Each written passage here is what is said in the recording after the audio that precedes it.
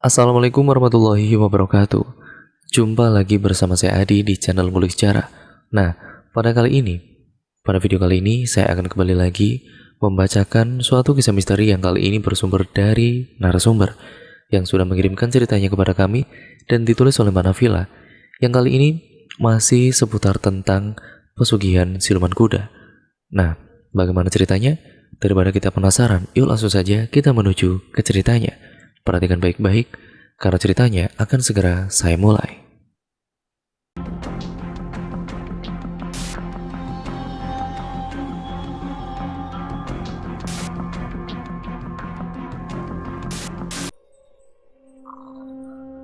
Sebagai warga dari Pulau Kalimantan, sebut saja namanya Pak Sigit. Pak Sigit dengan keluarga istri serta 3 anaknya yang notabene 2 orang bukan anak kandung. Anak kandungnya hanya Anita. Mereka bertiga masih duduk di bangku sekolah dasar. Mereka hidup rukun antara tetangganya, tanpa mengusik keingintahuan mengenai pekerjaannya apa. Akan tetapi di mata warga sekitar keluarga Pak Sigit tidak bekerja, namun banyak orang keluar masuk ke rumahnya. Saat pagi hari, Arman, pemuda desa yang baru tinggal di kampung itu, melihat seorang wanita setengah baya dengan mata yang sembab dan menanyakan alamat Pak Sigit. "Nak, tahu alamatnya Pak Sigit, nak?" "Oh iya bu, itu rumahnya yang catnya warna hijau. Banyak tamu ya di rumahnya. Maaf bu, kurang tahu sebab Pak Sigit jarang keluar rumah. Emang ada apa ya bu?" "Loh, apa kamu tidak tahu kalau tetangga kamu seorang dukun? Dia bisa segalanya nak." "Iya kah? Maaf, kami tetangga kurang tahu bu. Sebab Pak Sigit jarang kumpul sama tetangga di sini bu. Emang ada keperluan apa dengan beliau bu?" "Iya nak, selain dukun beliau itu rentenir. Ibu mau pinjam uang, karena pinjam di beliau mudah tanpa jaminan dan syarat. Hanya mengisi data nama, umur, sama tanggal lahir. Kalau di Pegadaian sama bank kan ribet sekali nak." "Oh gitu ya, silakan datang ke rumahnya bu. Arman mau pamit jalan dulu ya." Sesudah penjelasan ibu tadi, pikiran Arman terus berimajinasi. Pantas saja tidak bekerja, tapi uang ngalir. Ternyata Pak Sigit seorang rentenir, pikirannya dalam hati. Sesudah makan malam, ada tamu yang mengetuk rumah. Saat Arman membuka pintu, ternyata anaknya Pak Sigit mengantarkan makanan. Katanya bubur untuk selamatan bulan suro. Tanpa sedikit kecurigaan, Arman terima saja. Malam 1 suro, kabarnya malam keramat untuk pemilik ilmu hitam. Arman pun menghadiri acara istighosa yang memang diadakan di tempat Arman menimba ilmu agama. Sesudah sampai di pesantren, Arman pun lanjut dan juga larut dalam berzikir. Nafas serta raganya larut dalam lena pujian, zikir, serta sholawat. Begitupun semua dengan teman seperguruan. Tepat pada pukul 12 malam, acara ditutup dengan sholat hajat. Arman yang pulang terakhir karena ia masih ingin mengobrol dengan senior Kiai Ali, pemimpin pesantren itu, serta perguruan Buana Suci di sini. Arman pun kemudian menceritakan sedikit tentang tetangga Arman dengan Kiai Ali. Bertanya masalah hukum rentenir, rupanya beliau tadi sudah memperhatikan semua tingkahnya. "Lang, kesini dulu." "Iya Kiai, saya lihat dari tadi terdapat hawa negatif menyelimutimu. Kenapa tidak kamu buka tabir itu?" "Maaf Yai, saya masih ragu karena mental saya belum kuat untuk mempertajam indera keenam saya." "Ilmu akan sia-sia apabila tidak untuk dipergunakan. Tidak semua orang akan diberi kelebihan mempunyai indera keenam. Dan yakinlah, melangkahnya di jalan yang diridhoinya. Tanamkan pada hatimu, hidupmu, langkahmu, serta ilmumu." Wejangan dari Kiai Ali pada Arman. Arman pun langsung menceritakan perihal tetangganya yang katanya dia adalah seorang dukun dan juga rentenir pada Kiai Ali. Dan beliau pun langsung memperingatkan kepada semua yang masih bersama dia yang berada di pesantren. Saya ingatkan untuk kalian semua jangan sesekali menggunakan uang ataupun jadi lintah darat. Sebab uang dari hasil rentenir itu hukumnya benar-benar haram. Harta yang kamu peroleh dengan cara halal pun akan terkena imbasnya hingga 7 turunan. Maka jangan sekali-kali kalian menggunakan uang riba. Tanpa tersadar sudah jam 3 dini hari, Arman pun pamit undur diri bersama santri yang lain. Sesudah sampai di kampung halaman, entah mengapa temannya Arman ini tidak langsung pulang ke rumahnya. Dia malah terbengong. "Oi, ada apa? Kayak sedang lihat hantu saja kamu itu." "Us, jangan ngomong gitu. Lihat tuh, rumah di sana mengeluarkan api." "Hah? Ada kebakaran rumah? Mana?" tanya Arman karena ia tidak melihat apapun. Hanya suasana sepi karena sudah masuk jam 3 pagi.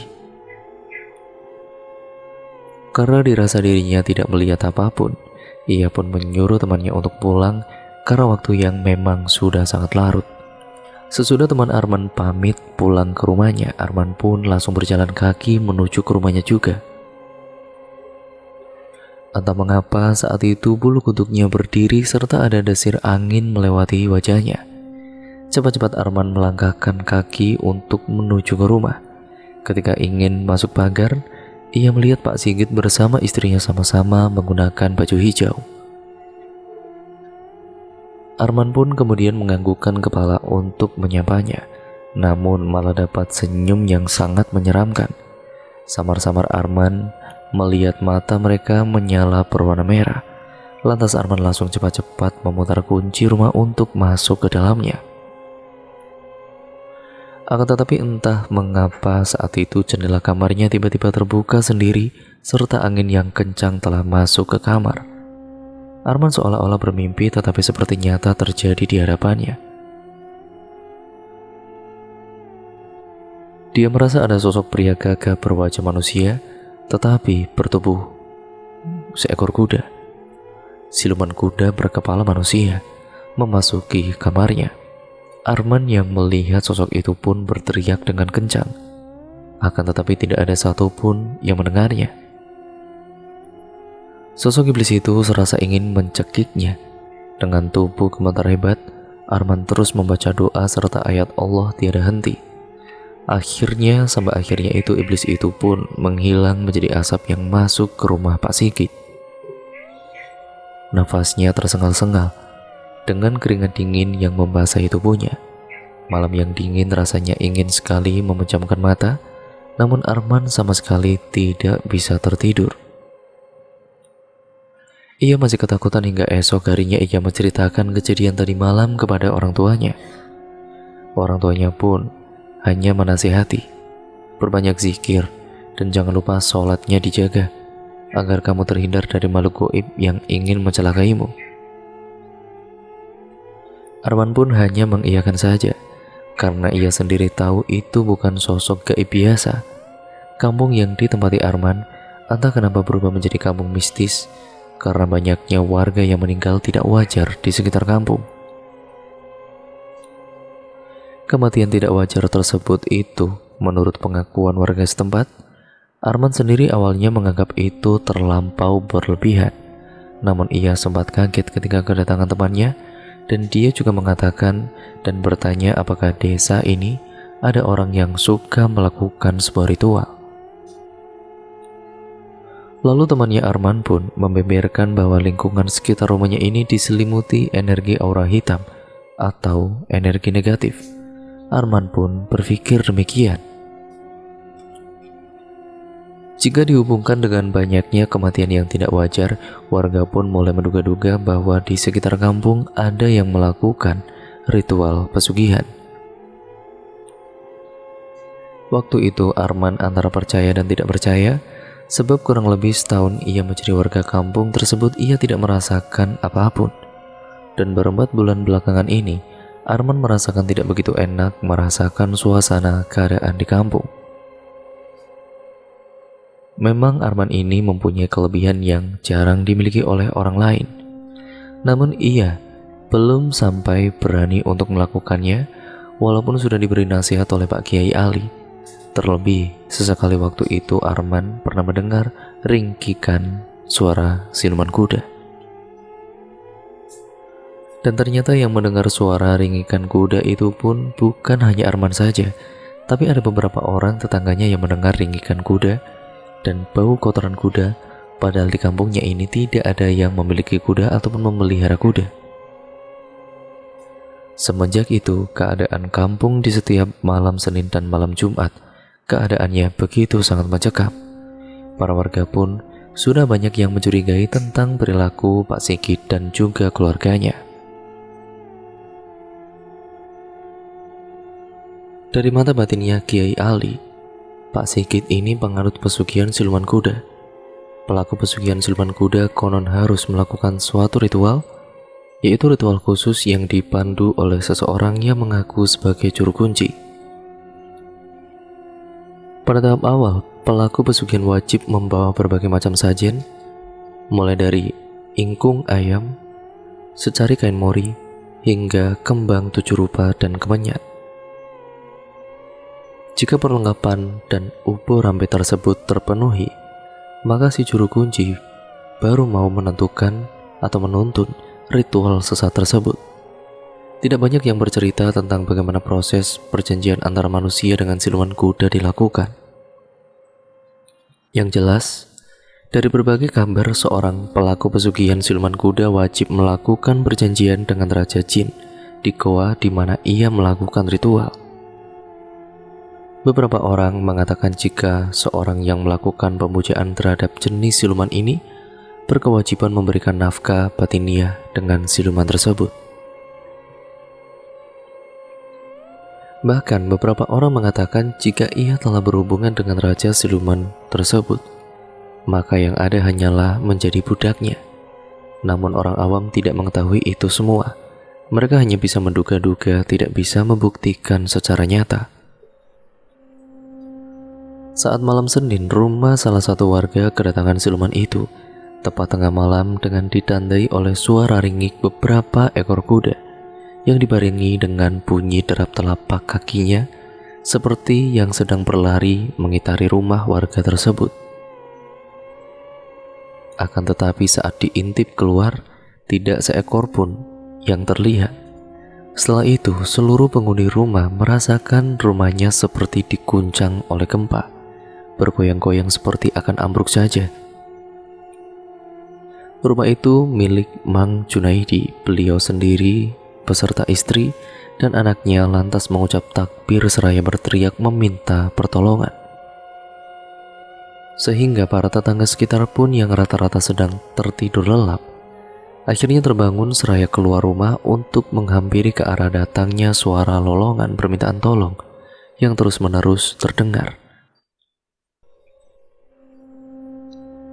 Kebetulan malam itu juga ada sekelompok warga yang sedang ronda malam. Untuk sesaat tidak ada sahutan apapun maupun yang membukakan pintu dari dalam. Akan tetapi setelah beberapa orang ikut memanggil nama penghuni rumah, barulah daun pintu terkuak ataupun terbuka secara perlahan. Dan yang pertama muncul dari dalam adalah Mang Junaidi, kemudian disusul oleh anak dan juga istrinya. Sementara itu warga melihat wajah ketiganya pucat pasi seperti baru saja mengalami ketakutan yang tidak bertepi. Pak RT lantas menanyakan apa yang telah terjadi dengan kalian. Namun mereka bertiga sepertinya tidak mampu berkata sepatah kata pun. Mulutnya ternganga dengan tubuh yang bergetar. Sehingga Pak RT dibarengi beberapa orang tua lelaki lainnya menuntun penghuni rumah untuk masuk ke dalam, sedangkan warga lainnya berkerumun di sekitaran rumah, seraya saling bertanya untuk mencari tahu apa yang sebenarnya telah terjadi dengan keluarga yang satu ini. Setelah ketiganya diberi minum dan juga dibacakan doa oleh Pak RT, Mang Junaidi pun akhirnya menceritakan peristiwa yang baru saja dialaminya. Menurut Mang Junaidi, mereka tadi itu ternyata mendapat gangguan siluman kuda. Ketika baru saja hendak berangkat tidur, dirinya ini mendengar suara derap langkah kaki beberapa ekor kuda di halaman rumahnya. Disusul kemudian ada yang memanggil-manggil namanya dengan suara yang tidak dikenalinya dan terdengar begitu sangat dalam.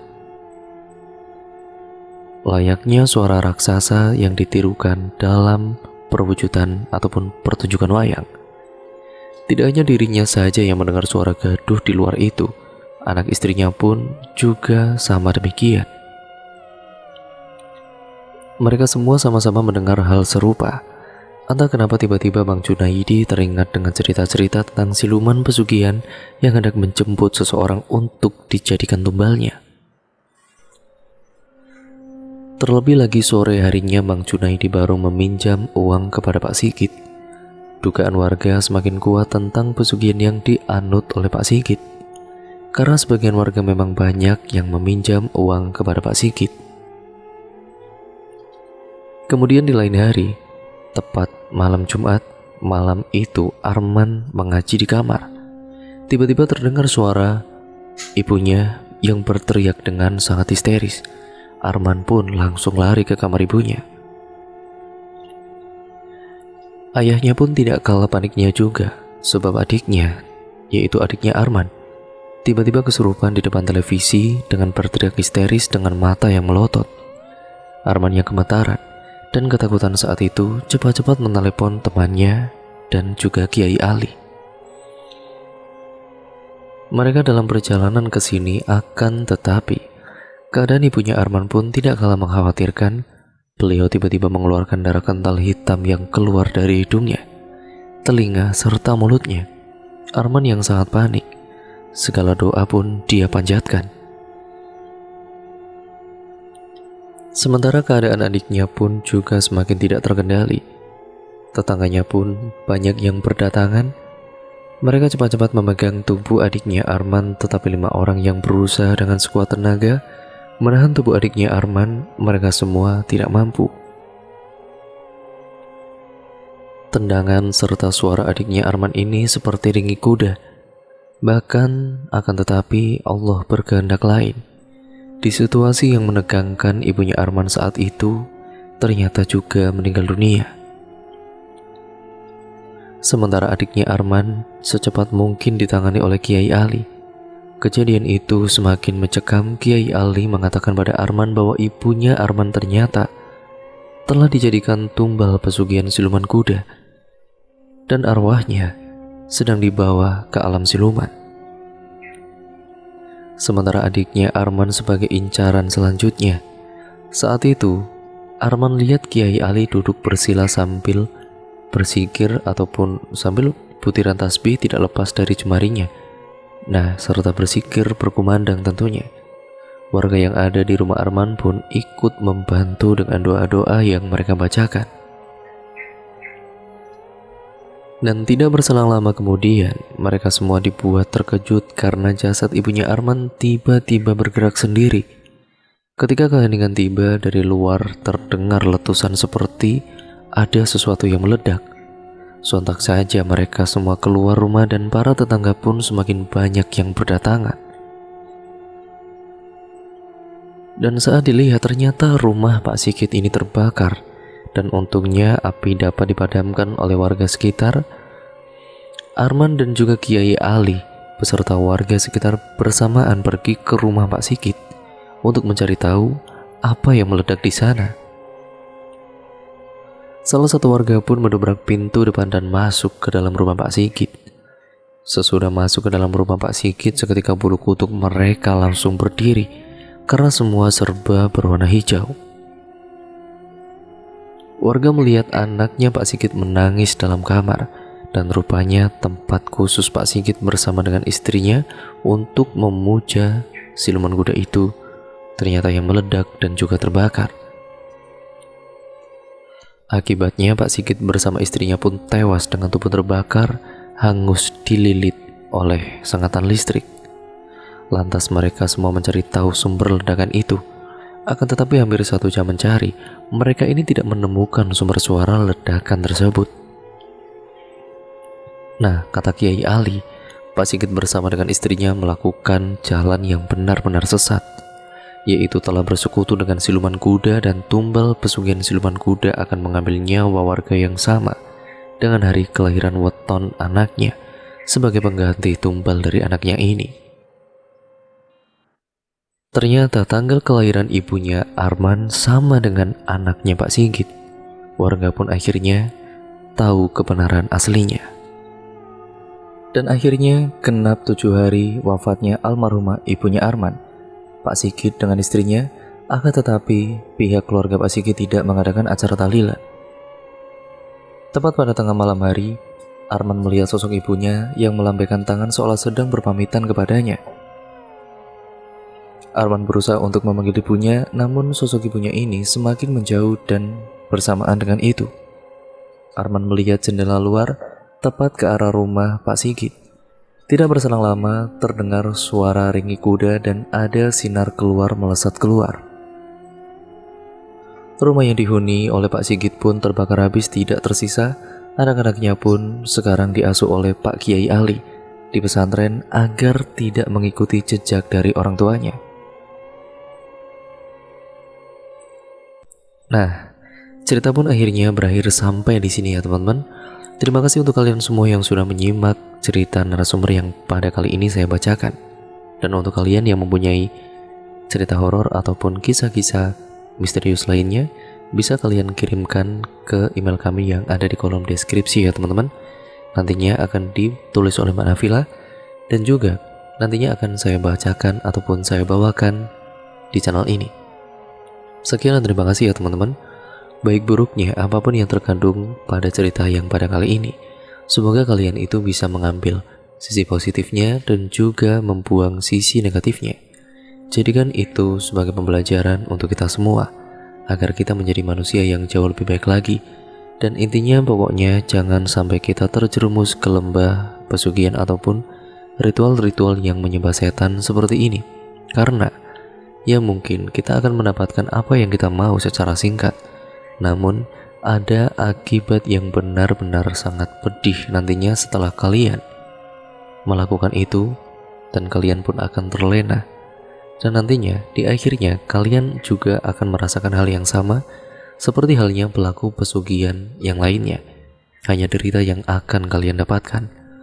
Sekian dan terima kasih, kurang lebihnya mohon maaf. Sampai berjumpa di video terbaru selanjutnya. Oh iya, jangan lupa subscribe ya teman-teman, dan jangan lupa nyalakan tombol lonceng notifikasinya agar kalian selalu mendapatkan notifikasi di gadget kalian setelah kalian menekan ataupun mengklik tombol lonceng notifikasinya. Sekian ya teman-teman, video ini saya akhiri. Sampai berjumpa di video terbaru selanjutnya dari channel Ngulik Sejarah. Wassalamualaikum warahmatullahi wabarakatuh.